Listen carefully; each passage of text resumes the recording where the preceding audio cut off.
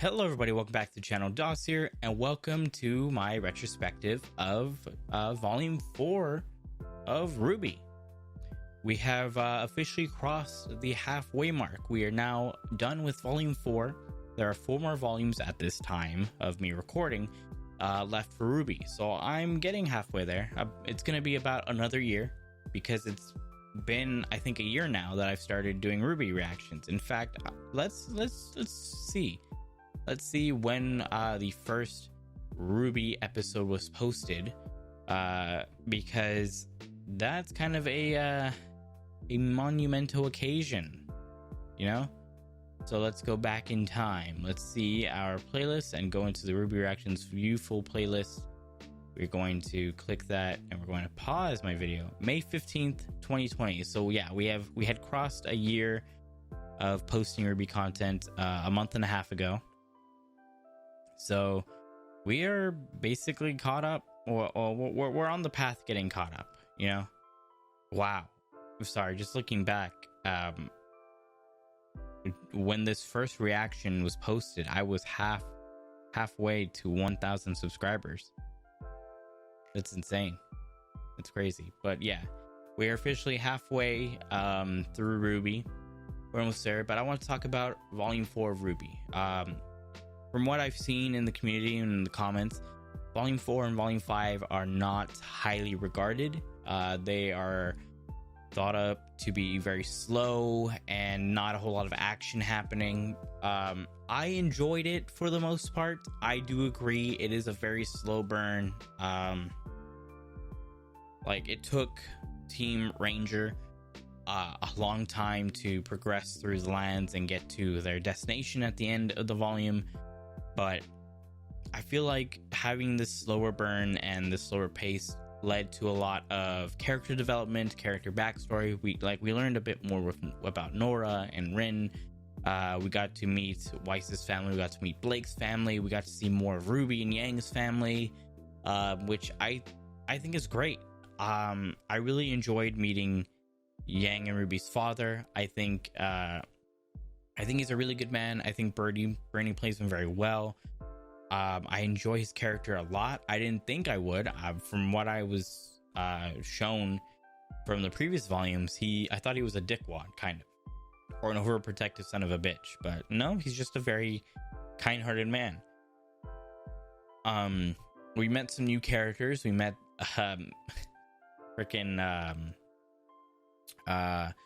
I keep forgetting her name. The main villain. What is her name? It's not Cinder, because Cinder's obviously Jessica Negri's character. Salem. There we go. We got to meet Salem's like cronies. I gotta learn her name. Tyrion is a Scorpion guy. I keep forgetting his name. Scorpion King. I don't remember what the other ones are. The big buff guy, the guy with the mustache we saw at the final episode, and the twins. I'm just gonna call them the twin. Faunus. We met their characters. We met Oscar, who is still an enigma and a mystery to me. I don't know why Ozpin is in his mind and speaking to him, but it's intriguing and it leaves me wanting to find the answers. And it's even more intriguing that Crow wasn't surprised. So that's just really, really different, and I'm really interested in that. I'm interested to see if we're going to meet the other maidens, stuff like that. We got a lot of lore dumps that we have heard about in the past and we knew, but the characters didn't, which I think was really, really good. I thought it was nice to have the characters actually learn the information that we know. And one of the things that I really like about this volume is how a lot of the characters acted. Because this wasn't like a bunch of other shows where something happens the previous season, something really big, and the next season it doesn't like stick, it doesn't take. It's not something that will affect the characters. Whereas with RWBY, it did. You have Yang being in a slump and just being very depressed and angry at herself after losing her arm. You have Blake feeling like she's responsible for all this bad stuff happening, which is why she ran away. You have Weiss trying to be the person that she's become by being on Team RWBY and stuff like that. And then you have RWBY wanting to do good and fight the good fight, and just being a good person and trying to help people that have been affected by everything that's been going on. Also, if you're wondering why light is randomly changing, it's from my PC. I just realized that going from red to white tends to change the color on that, so I apologize for that, but that's besides the fact. We have obviously the remainder of Team Juniper, especially Jean, dealing with the loss of Pyrrha and the grief. I really enjoyed how these characters have been acting this volume, especially Jean. I think Jean has been very believable. I don't know if all of us have experienced loss or grief before, but his is very much like true. Like when you're out and about with people, like you tend to hide that grief as best as you can, but when you're on your own, you take it on.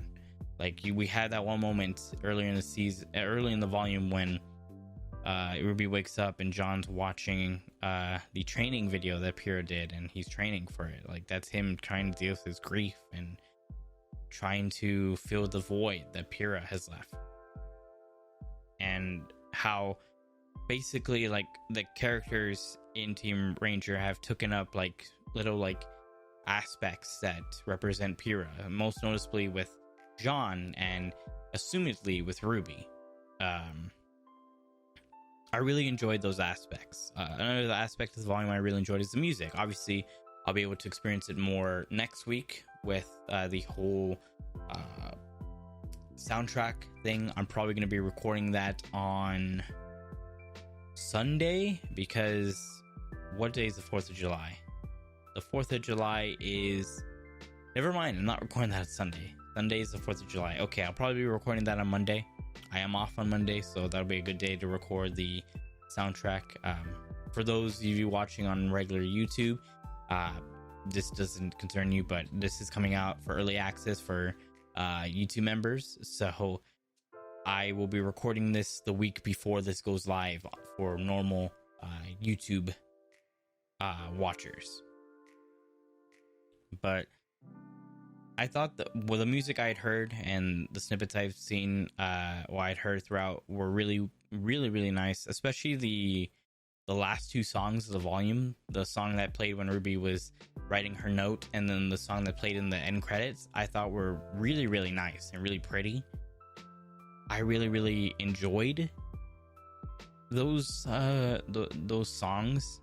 So I'm very interested to hear them and to see the lyrics and to interpret the meaning for them.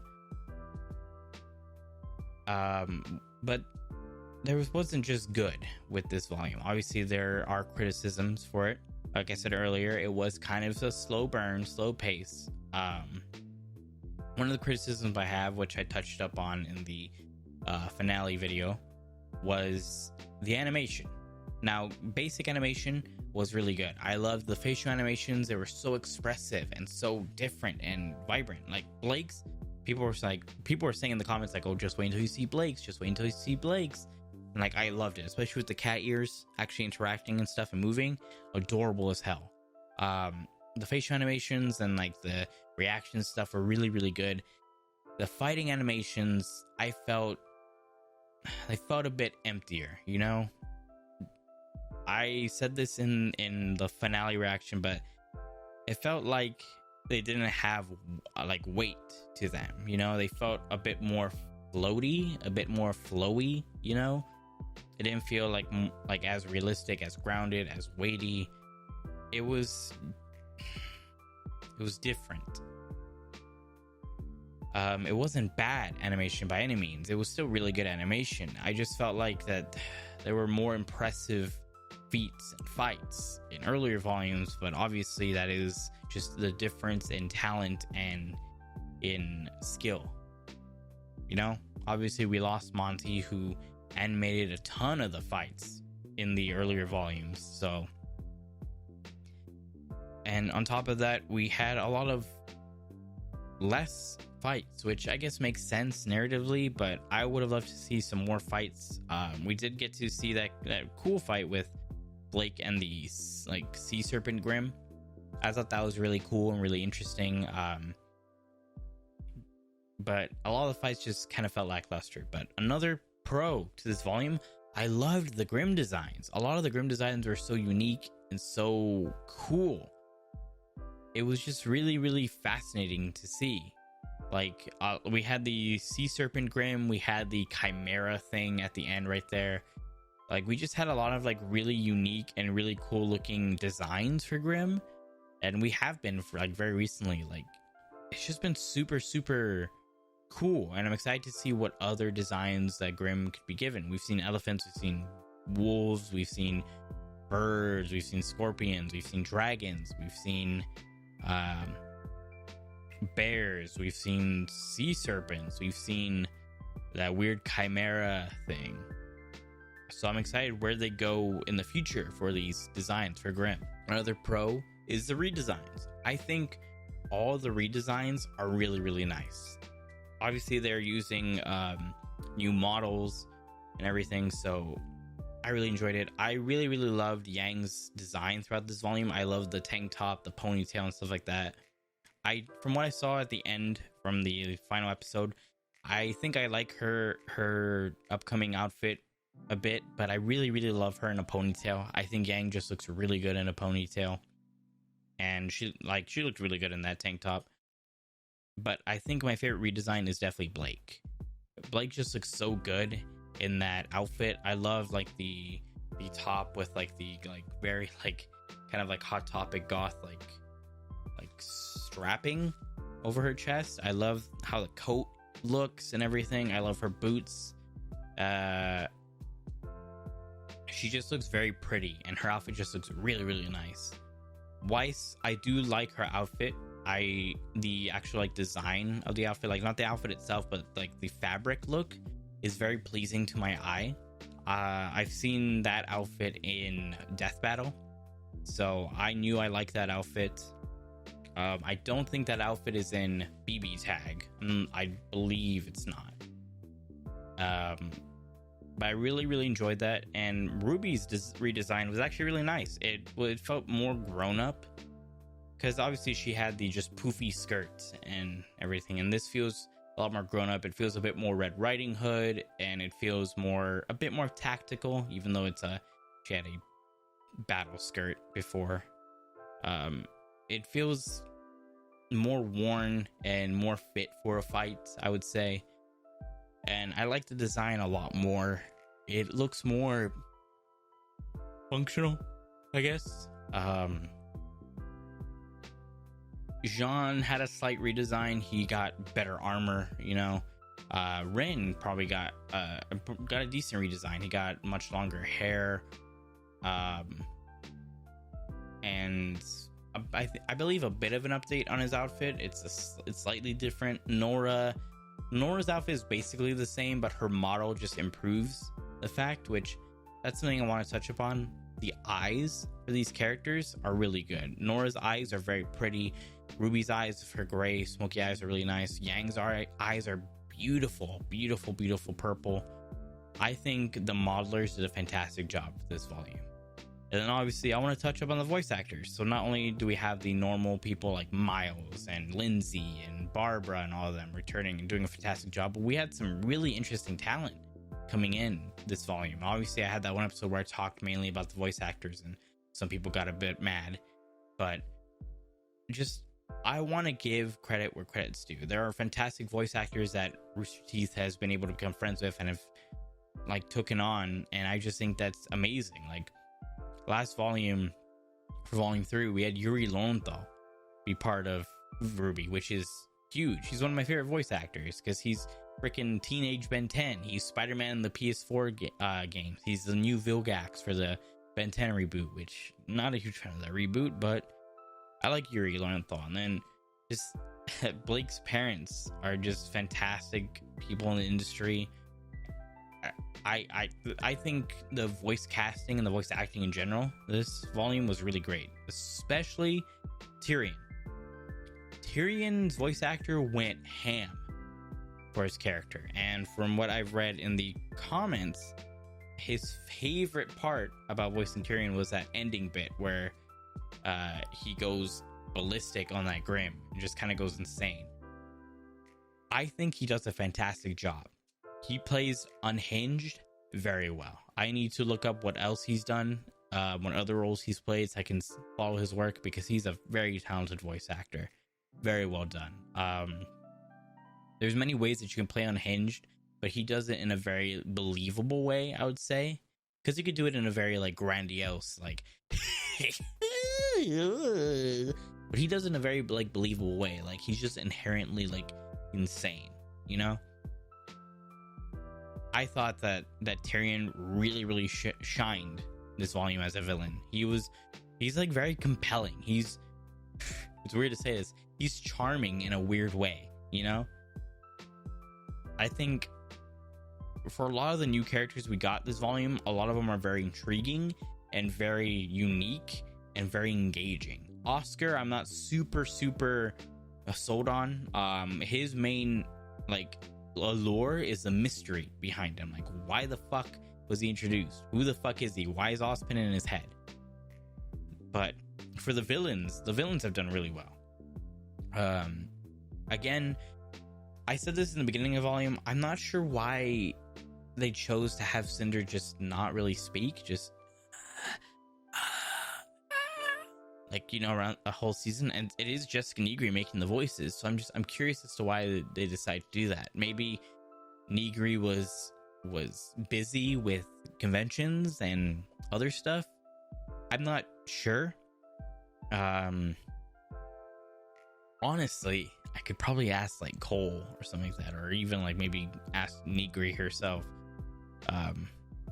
Maybe when BlizzCon's a thing again, I can ask Jessica Negri when I see her at the convention again, because I'm sure she'll be there and I'm sure I'll be able to meet her again. But I am just genuinely curious, like why they decided to not have Cinder have a voice for this volume.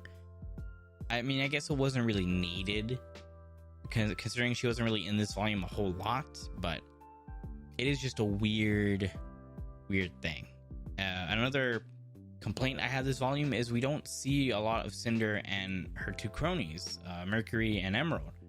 I really enjoyed them as characters, like all three of them, but especially Mercury and Emerald. I thought they were very compelling like characters, and like you understood like why they got to this point. And I really enjoyed them. They're like fascinating people to go to like see. So I'm hoping we get to see them more this next volume. Considering how we have seen Cinder train and get better with her powers, so hopefully we see more of her and her group. I don't know. One character that I want to see again, which I'm curious as to what happened to her, is Neptune. Not Neptune. Well, Neptune I'm also curious on, but Neo. Neo, I'm like, Bowler Hat Man. I already forgot his name. I mean, I guess I don't really have to remember his name, but Bowler Hat Man died very unceremoniously, and so I don't know what happened to Neo, and I'm very curious where he is. But also, like, what the hell happened to Neptune? And I'm really curious if Neptune even like comes back. Like, I don't know. Neptune didn't really add a whole lot. He added like a rift between Weiss and Jean when Jean was going after Weiss for a bit, but he hasn't added a whole lot to the story and the characters. Like, he gives like Sun a lot of rifting to do, but he didn't follow Sun when going with Blake. So I'm curious, and I don't know, maybe with Weiss going to her sister, Neptune will find Neptune, and Neptune will follow with Weiss, you know. I don't know. There's a few characters I'm just wondering what happened to them and what they've been doing. Besides that, I think this volume just did a really good job. We got more world building, we got more lore, we got to see our characters deal with like other situations and other characters and other relations. And I'm excited to see where these characters and these story threads lead to. Obviously, next volume is going to be a straight continuation of this one. It's basically volume 4 part 2, I guess. I'm excited to see where RWBY heads. A ranking though, a ranking is going to be interesting. So I really enjoyed last volume. I think volume 3 is going to be my number 1 volume. Like, absolutely, I think. RWBY volumes. So volume 3 has to be my favorite volume. I thought it was just so well done and really, really fun. The music was just super nice. The action was really nice. The character developments and arcs and everything was just super, super fascinating and cool to see. I think volume 3 was just my favorite. After that, I think it would be volume 2, and then volume 4, and then volume 1. Volume 1, obviously volume 1 was when Rooster was still very small, and this was a pipe dream for them. So it seems very scattered, and it's very quick. There's 16 episodes, but those episodes are like 7 minutes long each. So volume 2, it got a little bit better, a little bit longer, and then volume 3 is when the budget really started to come in, and now volume 4 is when they've solidified that this is a legit show. So obviously we have volume 5, 6, and 7, and 8 left. From what it looks like, volumes 2, 3, and 4 have the least amount of episodes at 12. Volume 1 had the most at 16, and then next volume is going to be 14 episodes, which is interesting. I'm liking that. Then 6 and 7 is 13 episodes, and 18 is back to 14. So I'm interested with that. So I think that's my ranking for now. Volume 3, Volume 2, Volume 4, and then Volume 1. I think that's my ranking. Yeah. Obviously, at the end of every volume from now on, I don't remember if I did it for the other channel volume retrospectives, but from now on, I'm going to try to rank each volume as I watch it. From what I've seen from the community, I will say, not a whole lot of people enjoyed these next few volumes, but Volume 8 seemed to have been a return to form and something that the community really, really enjoyed. From what I saw from Twitter and from the Rooster Teeth site, a lot of people really enjoyed Volume 8. Obviously, I've avoided all spoilers as much as I can. I don't think I've actually heard anything for Volume 8 as far as I'm aware. Maybe. I don't know when some stuff happens, so I have no idea. But I think this volume, I keep confusing it. I don't know why they call it volume. It'd be easier to just call it seasons, but whatever. I think this volume did a pretty good job, but I feel like it needed more. Actually, looking at this Wikipedia site, it looks like before we even get into Volume 5, we have a bunch of character shorts. Looks like we have Weiss's character short, Blake's character short, Yang's character short. So they're 4 minutes each. So what I might do is I might have all 3 of those character shorts in one episode, and then we'll go into episode 1 after that. So I think I'm actually going to bookmark this site I'm looking at right now, because it gives me the list of episodes, and I think that's actually pretty good. Yeah, so that I don't miss anything. So I did ask for an updated list in the comments, which I will obviously save if someone puts that. But was there anything else I want to talk about? This is turning out to be kind of a long video. I don't expect a lot of people to watch this video, just because who really cares what I thought about the volume, you know? Everyone has their own likes and dislikes. But is there anything I'm forgetting about the volume that would be interesting to talk about? I don't really believe so. I think I've covered everything I want to talk about. Obviously, the music was really good. The character development and arc and how they've been acting has been really, really good. These new characters we met have been very interesting and intriguing and unique. Oh, one thing I want to mention is the settings that we've been having, like the cities, the buildings, stuff like that, been really well done. And I really appreciate Rooster Teeth for the end credits having these character design sheets, so we can see like their thought process for creating characters, and then the background stuff, and then having the 2-scale characters. I really enjoy that. I'm someone who loves that stuff. I have the art book for Overwatch, the art book for Persona 5 and Persona 5 Royal. I have I believe I have the art book for Mass Effect Andromeda. So I enjoy all that kind of stuff. I like seeing the process in designing this stuff. So I really like that. But I think that's it for me. Overall I enjoyed Volume 4. It hasn't been my favorite season, but it's not my least favorite by any means. It's my third favorite right now, which, I mean, it's hard to beat Volume 3. Volume 3 has just been great. So yeah, I will say I don't know if there's anything for it, but if there's any like documentaries or anything that involves like the making of RWBY that I can watch as of right now, please let me know. I am a first member, so I can watch like some of that content that's behind that wall, and I'd love to just like watch more of that. I love seeing the making of stuff. It's always so intriguing and fascinating, and I haven't asked the people I know from the company about it so much, but I probably should, you know.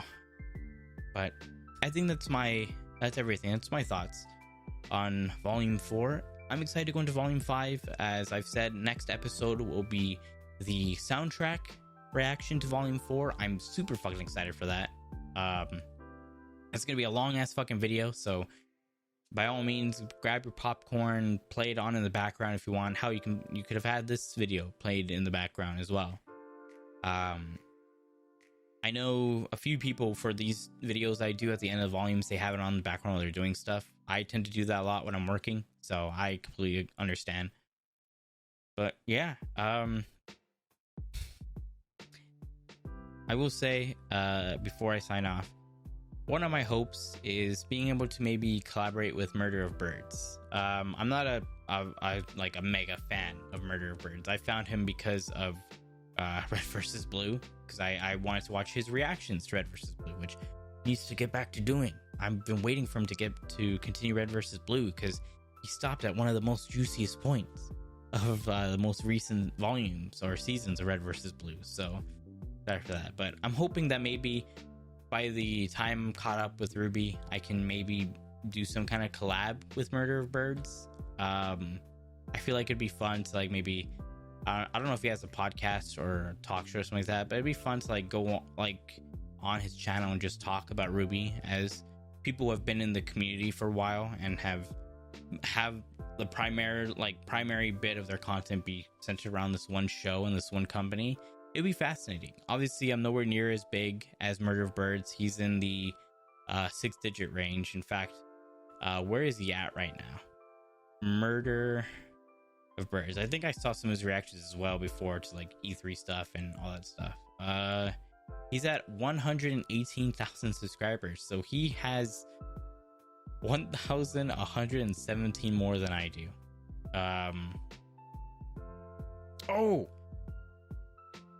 I'm just looking at this. He's gone back to reacting to Red vs. Blue, which means I know what I'm going to be watching very soon. I apologize for that sound as well in the background. I'm on his channel, so I know what I'm going to be watching. Be watching that Red vs. Blue. That Red vs. Blue. Oh, it's going to be great. That's going to be great. He's finally back to reacting to Red vs. Blue. So that's exciting. That is awfully exciting. But yeah, hopefully one day I can get big enough to collaborate with him, talk about some RWBY and Rooster Teeth. I like Murder of Birds a lot. I think he's a very, very wholesome and kind person. So it'd be really, really, really cool. But besides that, I just realized my video was playing in the background of my playlist. I apologize for that. I am a hot mess right now. I am a hot mess. Well, actually, I think my desktop audio is muted, so thank you, past me, for doing that. But yeah, enough of my rambling. We've been going for 30 minutes. So again, in the comments down below, give me your ranking up to volume 4 for your favorite volume. I'm really interested to see what people have ranking for, and I want to know what was your favorite thing about volume 4 and what was your least favorite thing for volume 4. Obviously, my favorite thing has been the character development and all the cool stuff with the new models, like the new facial animations and stuff like that. But my least favorite thing was definitely the very slow burn for this volume. Like, just a lot of just walking around, stuff like that. So I'm interested to know what all you guys thought about it. But thank you guys so much for watching. If you're new around here, hit that subscribe button. I'd love to have you in my community. Love to maybe hit 1,100 subscribers by the end of the year. I'm hoping we're halfway there. Oh, Squidward on a chair. But we're halfway there to 1,100 subscribers. It'd be fucking amazing to hit that. That was my goal. That was my goal for this year. So, and if you liked the video, leave a like. If you didn't, leave a dislike. And please leave a comment down below on your thoughts of this volume. But besides that, I'll see you guys in the next video. And as always, have a good morning, afternoon, and evening. Goodbye, everyone.